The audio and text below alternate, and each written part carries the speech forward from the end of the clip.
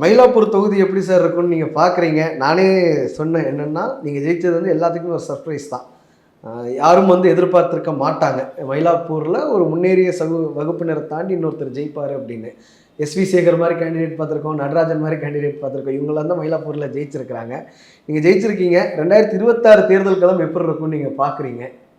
என்னை பொறுத்த மட்டும் கடந்த 5 ஆண்டுகளில் நான் செய்த பணி இந்த தேர்தல் ரிசல்ட்டை தெரியும். கிட்டத்தட்ட ஒரு 2000த்துக்கும் மேற்பட்ட நிகழ்ச்சிகளில் மட்டும் மயிலாப்பூரை கலந்துக்கிறேன். இந்த 5 வருஷத்தில் இந்த 5 வருஷத்தில் 2000த்துக்கும் மேற்பட்ட நிகழ்ச்சிகள். நான் ஒரு புத்தகமே அடிச்சிட்ருவேன். என்னென்ன பண்ணியிருக்கோம் சாதனைகள்ன்ற ஒரு புத்தகமே அடிச்சுட்டு ஒவ்வொரு வீடாக கொடுக்க போகிறோம். நான் முன்னாடியே அவங்ககிட்ட என்ன சொன்னேன்னா, 2021 வாக்கு கேட்கும்போது, அடுத்த முறை வாக்கு கேட்கும்போது, நான் என்ன செஞ்சேன்றதை ஒரு புத்தகமாக வடிவமைத்து உங்கள்கிட்ட கொடுத்துட்டு தான் நான் வாக்கு கேட்பேன்னு சொல்லியிருக்கேன்.